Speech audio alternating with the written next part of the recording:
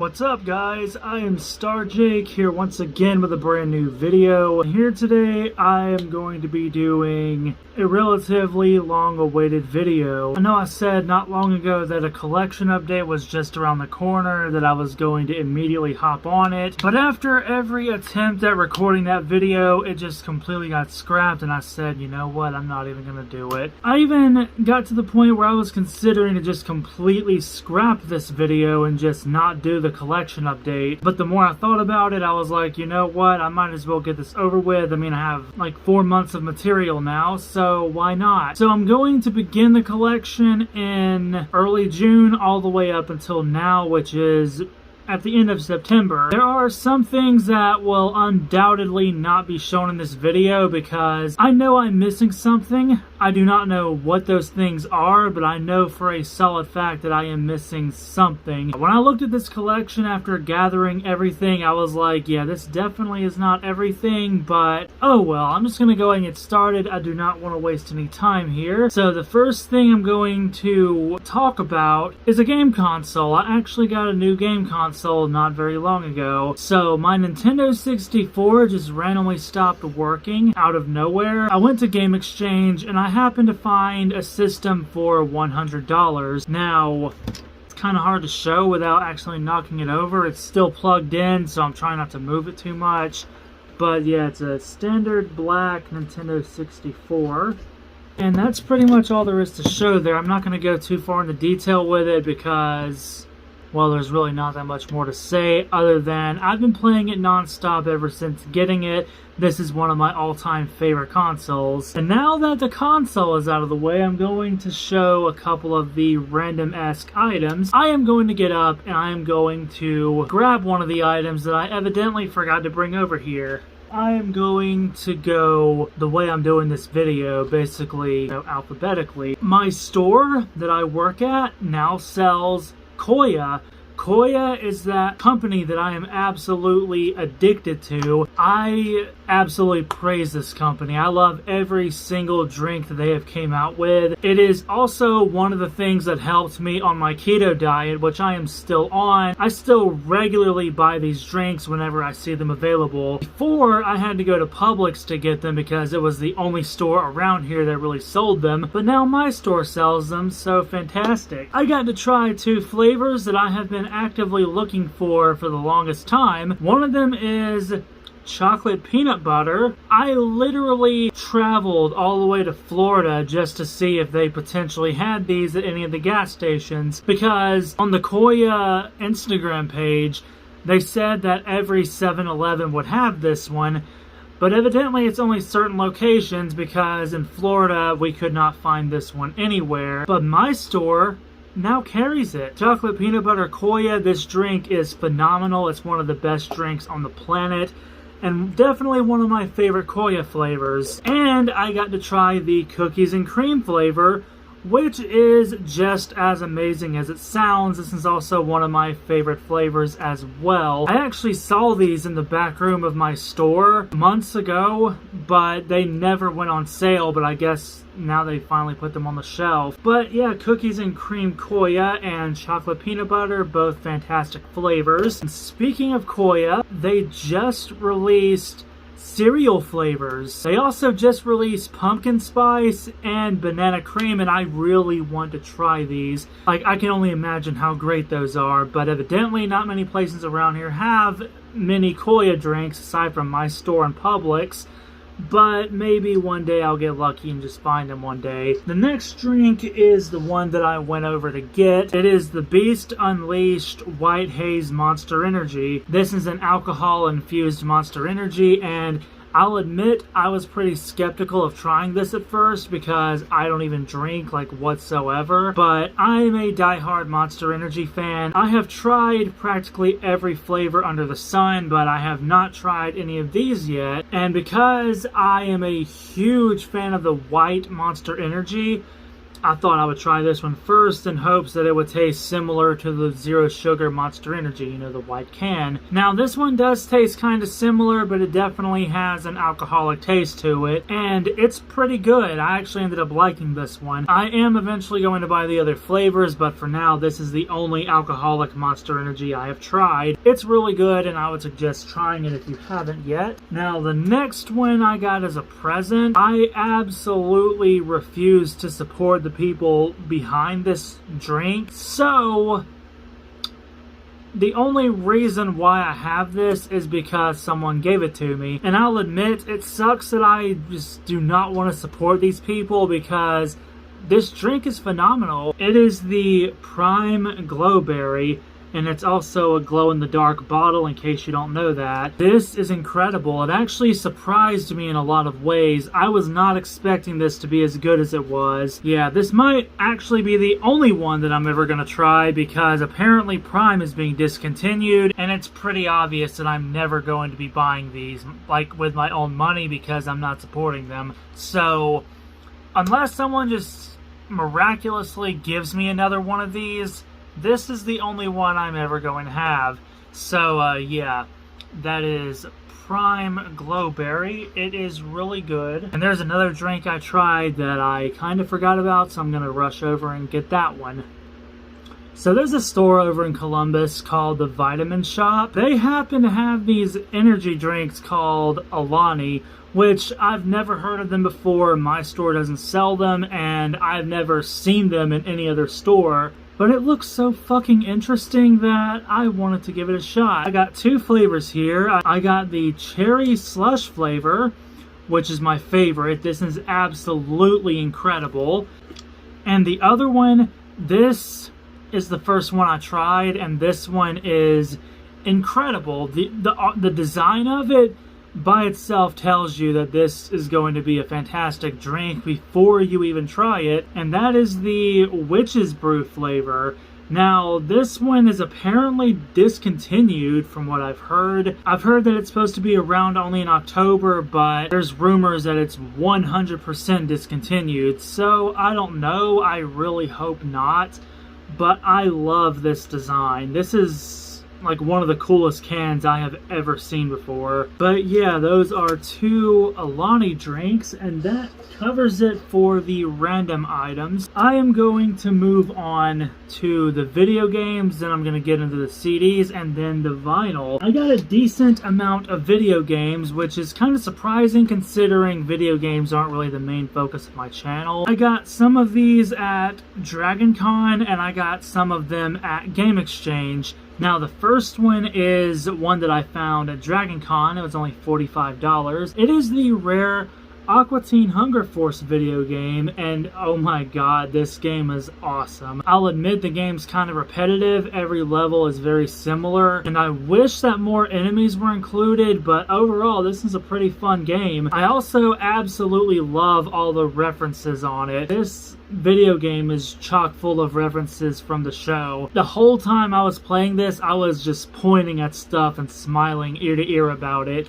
I love this video game. I'm really glad to finally have it. It's not the best game in the world, but I liked it. I thought it was really cool, and it's nice to have in my collection. Now, the next one is a game that I've had for quite some time, but I added back into my collection around mid-June. And the game is none other than Matt Hoffman's Pro BMX 2. This is also a really fun game. I'm really into games like this. I'm telling you, right off the bat, this game is very challenging, especially after the first few levels. I grew up with the Tony Hawk series, but this game right here, I've been stuck on one level for so long, and I just do not see myself passing it anytime soon. I used to play this game a lot when I was a kid, and I honestly forgot how hard this game actually is. But yeah, that's Matt Hoffman's Pro BMX 2. It is an awesome classic. The next video game I am not going to talk really at all about because none of you could give a flying fuck about this.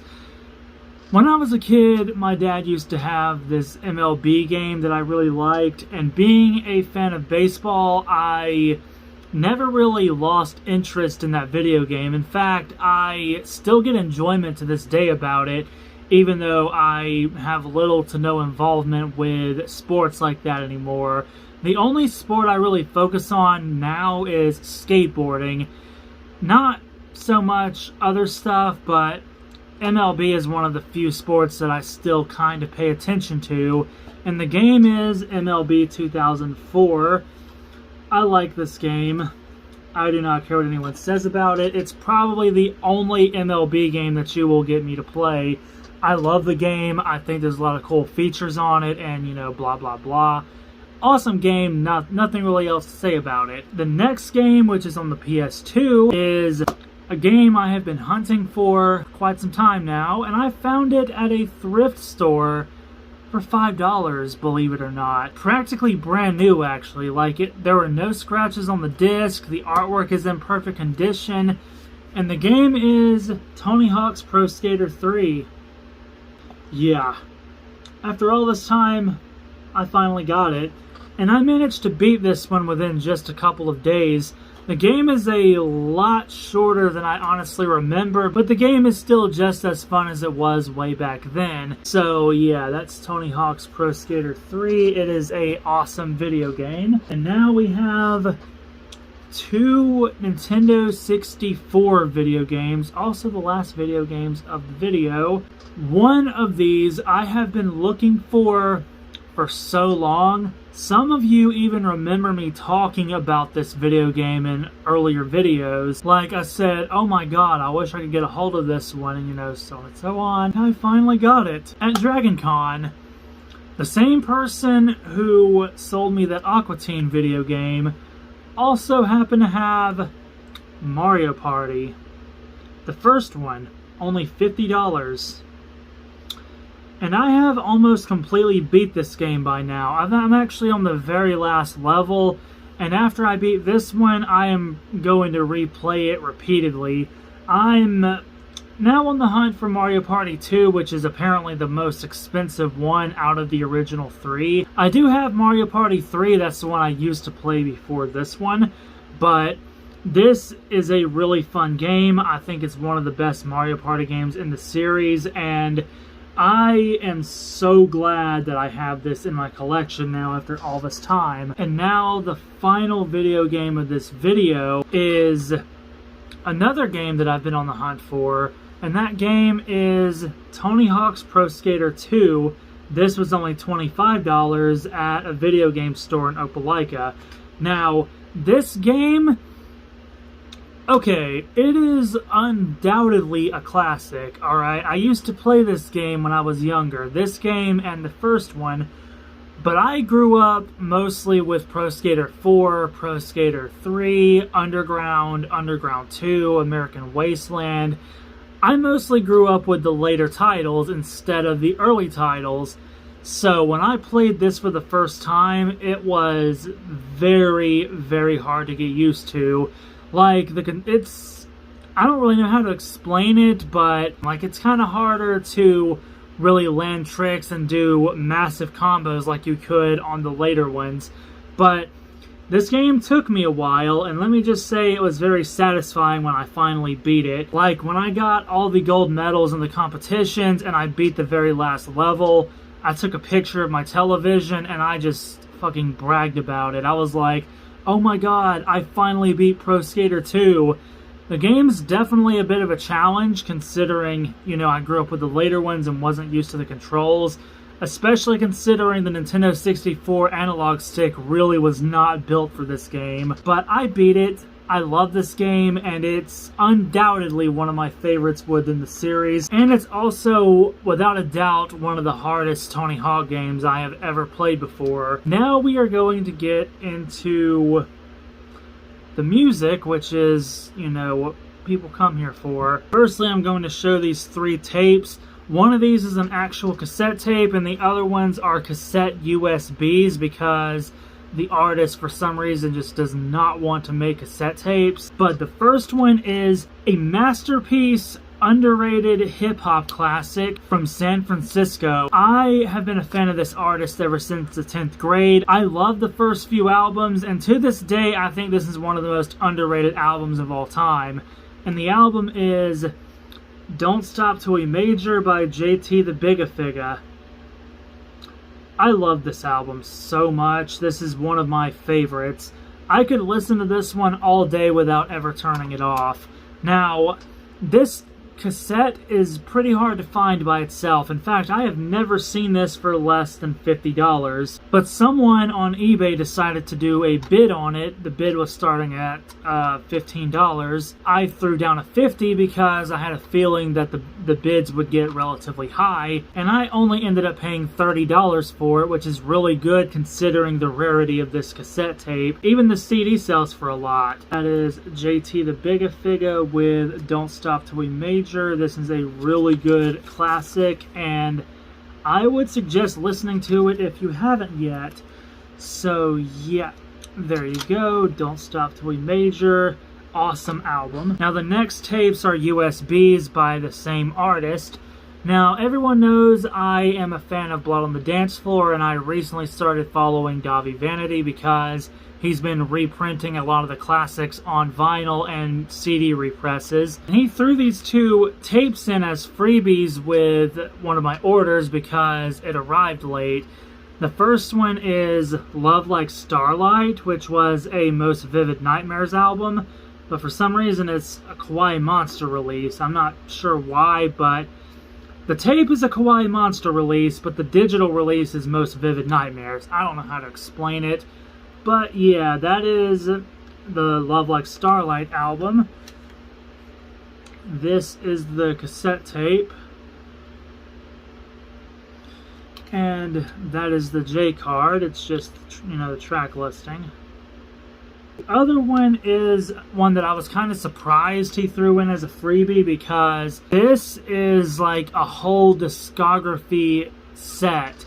This is a USB that has practically the entire discography, so I do not know why he would send me this for free, considering it's $50 on the website, but I mean, hey, it's still pretty awesome. Anyway, the tape is Weapon X Collection, so that is the tape design, and that is the J card. It includes, well, on folder 1, it is Ultra Sex, which is Let's Start a Riot and the Diamond album. Folder 2 is Epic. Folder 3 is All the Rage. Folder 4 is Revolution. It's actually called Evolution. Revolution is the compilation. Folder 5 is Anthem of the Outcast plus Bitchcraft. Folder 6 is Bad Blood. Folder 7 is Scissors. Folder 8 is Kawaii Monster. Folder 9 is Emotional, Haunted, and Erotic.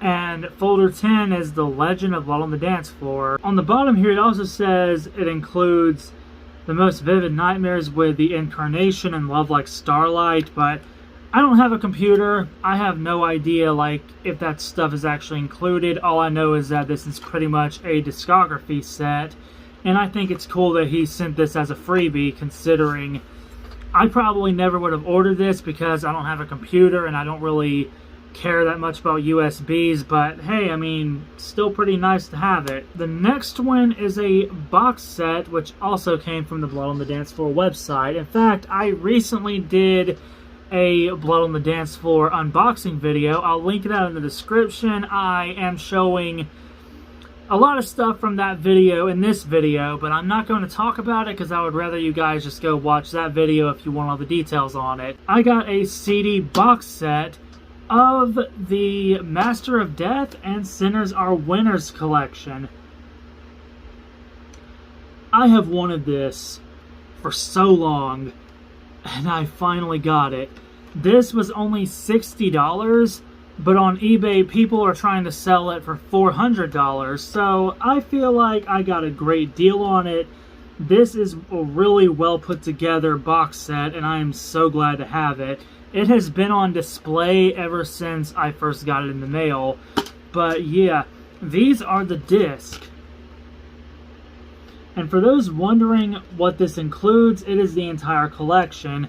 All the Master of Death material, all the Sinners Are Winners material. That includes unreleased material, vocal stems, instrumentals, and But bottom line, this is an awesome box set, and it is nice to finally have it. And now we are going to get into the CDs. I'm going to try to just briefly go over these because I have way too many for this video. And I still think that I am missing a couple of them, so it goes to show. First CD is a CD that I got at the new record store over in Columbus.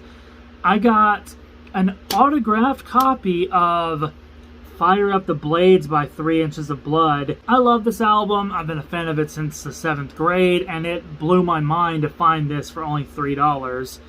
But yeah, again, I'm not going to talk that much about it. This is one of my favorite albums. I've been listening to it for years now, and it's nice to finally have it. Next one is a CD/DVD deluxe version of Get Rich or Die Tryin' by 50 Cent, which is also a classic album. Not too much to say here. Nope. This doesn't really need an introduction because this is one of the classics. All of you should have heard this by now. So yeah, there is 50 Cent, Get Rich or Die Trying. The next is another underrated classic, which is Stepped Up and Scratched by Asking Alexandria. I wish this would get pressed on vinyl, but considering this style of music isn't very popular anymore, you know that is never going to happen. But whatever the case though, this CD is still pretty nice. It has a lot of great remixes on it. And now we have some Blood on the Dance Floor CDs, which again, if you want all the details, go watch my video about it. The first one is Let's Start a Riot. This is a repress with bonus tracks on it. It includes Modern World Cries 2, My Mind is on the Edge, Hoping for the Impossible, Designed to Kill, Horrifically Delicious, Sweet Like Popsicles, and School Sucks. And, you know, that's the disc. The next one is a repress of the Diamond album. Also a classic, and this one is done really nicely. I think he did a fantastic job designing this one. This was also the first repress that I bought out of all the ones on the website currently. The next one is the OMFG CD, which, oh my god, I'm not going to get into detail about this one because I have a lot to say about it. But if you want to see the details, just go watch the other video. Anyway, yeah, this is designed really nicely. The next one is the 2-disc deluxe version of the Epic album. One of my all-time favorite albums, actually. That one came out in 2019, but I only recently got a hold of it, so yeah. Epic Deluxe Edition. And finally, we have the Legend of Blood on the Dance Floor, which is a compilation released on CD for the first time ever. So, yeah. That's the Legend of Blood on the Dance Floor. Now the next one is the Best of Broken Side. Oh my god, I love this compilation. Like I said, I don't know why people hated so much on Broken Side back in the day. I thought they were one of the best crunkcore acts of all time. They're not the best. There's still plenty that I consider better. But this was definitely one of the best. And this is a really good compilation. Though there are some tracks that I wish were on it. And I really love the attention to detail on this. Like, I love how it says what tracks the albums are from, how well it's designed.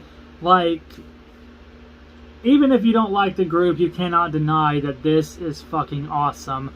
But yeah, that is the Best of Broken Side. It is an awesome compilation. It has a CD and a DVD with music videos on it, so yeah. Now the next CD here is a CD that I'm not even sure I recently got a hold of. I feel like I've had this for way longer than 3 months. But anyway, the next one is the self-titled by Buckcherry. This is a great album. This is one of my favorites. I actually used to listen to this all the time while playing Mario Kart 64, and I got this CD and Time Bomb in a bundle. I got both of these in the same package for only $3, which is incredible. Now, this is my personal favorite Buckcherry album. I personally see this as a big improvement as in comparison to the first album, but this one didn't do so well, which really sucks.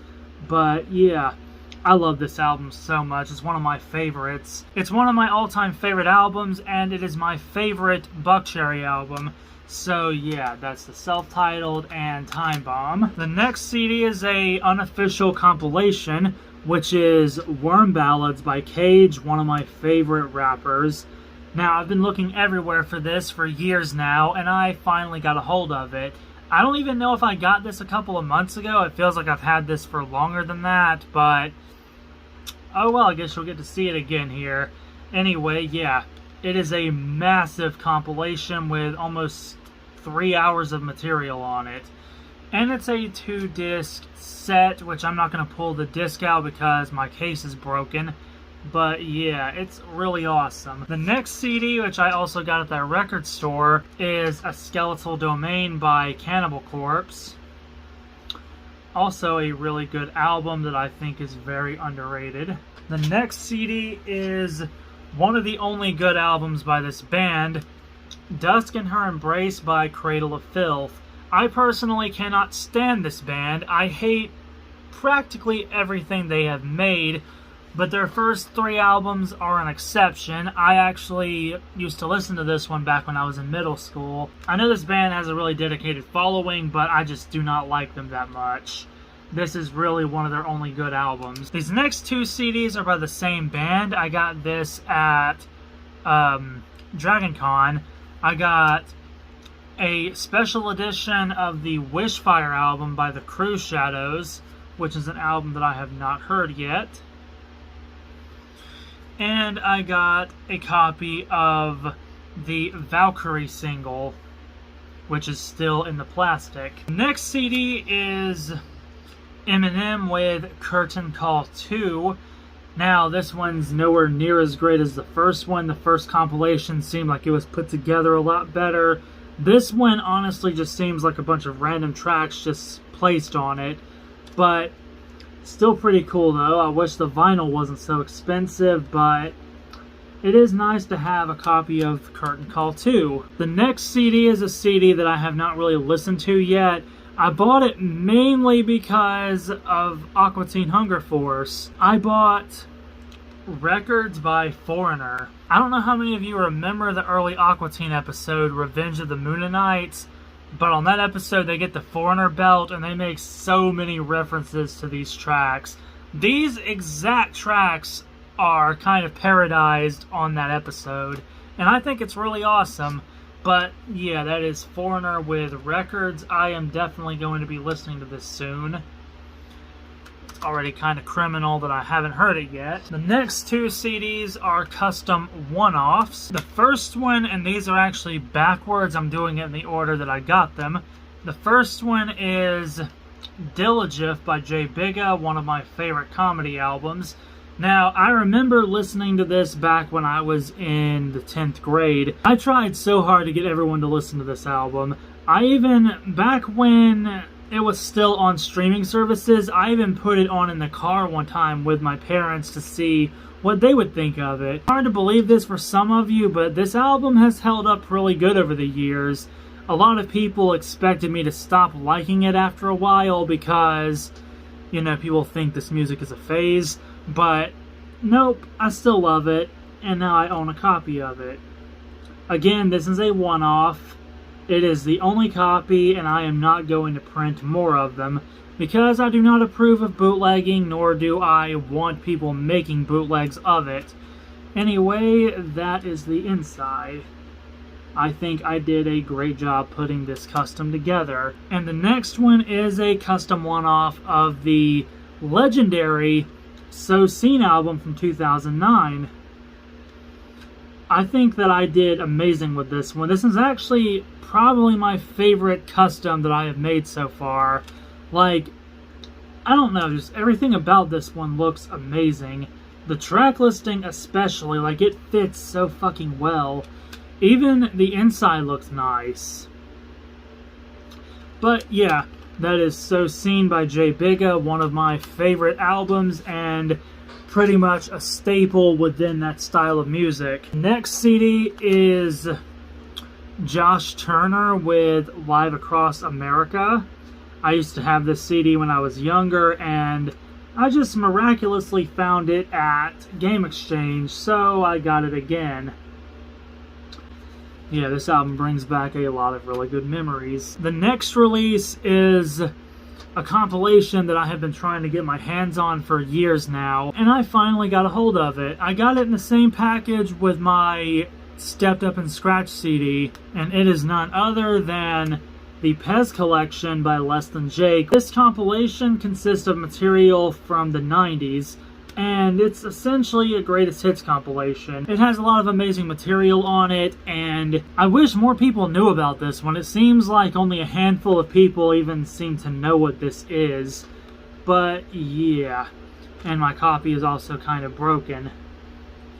So yeah, there is the Pez Collection by Less Than Jake. The next CD, which I got for $4 at the record store, the next one is Nas with Nostradamus. I haven't heard this album in many years, but I know I used to listen to it a little bit when I was in 7th grade, so I went ahead and bought it. And I am going to get around to listening to it once again very soon. Anyway, that's the front of it, and that's the back. And there you have the disc. Now the next CD, I used to look everywhere for this CD, but I could never find it. And I just found it at 2nd and Charles for $5, and it is Let the Dominoes Fall by Rancid. Really good album, and it was also their very last album for quite some time. But yeah, that is Rancid with Let the Dominoes Fall. It is a classic. The next two are custom one-offs of a rapper that I'm a really big fan of. Now, these albums do exist on CD, but they are unbelievably hard to get a hold of. I'm pretty much just improvising with making one-offs of these albums. Eventually, I'm going to get around to pressing custom one-off vinyl, which I've been speaking about for a long time now. I'm going to start with Bigga, and I'm going to work on artists like this as well. First one is Music to Mutilate by Gein. Again, one of my favorite rappers, rest in peace. This was the first album of his that I ever listened to, and some of the tracks on here were lost media, but I did some digging online and I managed to find those missing tracks. So this CD that I made has all 14 tracks instead of 11 like the Bandcamp version. So yeah, Music to Mutilate, and that is the inside. And the other one, which I think is a very underrated album, this was actually a lost album for a while, but I contacted a guy on Rate Your Music, and he happened to own a copy, so he sent me the files, and I made my own custom copy of it. And it is the Lucy in the Sky with Diarrhea album by Gein. Now, most of this album is really good. Like, tracks 1 through 7 specifically are the best on this album, and tracks 9 to 15 are very hit or miss. Like, some of the tracks are really enjoyable, and then some are like... Anyways, though, I love this album, and it was also the very first Gein CD that I ever printed. So yeah, this is also a very rare CD if you're looking for an official copy. But yeah, this is a custom one-off. It's meant to look very similar to the official copy. And that is the inside. And the very last two CDs, the vinyl is going to be on part 2. Yes, there will be a part 2 to this video because I don't have much recording time. The next two albums I got with my Cage CD, Worm Ballads. Both of these CDs are very rare and worth a fortune. In fact, these two CDs that I'm about to show are two of the most out-of-print CDs by this artist. One of these, which is the first one I'm going to show, I looked for many years, and I found it one day on Mercari for only $60. The first CD is Violent Verses by Scum. One of my favorite albums and one of my favorite Scum albums. Also one of his most underrated. Oh god, when I first held this in my hands, I was just so happy. I looked everywhere for this album, and one day I just finally came across one. That is Scum with Violent Verses. And the next one is an OG jewel case copy of the Dinner Served album. You can find the Digipack edition on the LSP website, but this version has been out of print for so many years now, and it usually sells for quite a bit. I got this one for a relatively low price of only $20. Usually sells for about $60 to $100, so I got a really good deal on it. And this is also one of the best Scum albums. It even has the original sticker on it. But yeah, that is my copy of Dinner Served by Scum. Fantastic album. And I will see you all in part 2 because, again, I do not have enough time to show all the vinyl right now. So yeah, I'll see you guys in part 2.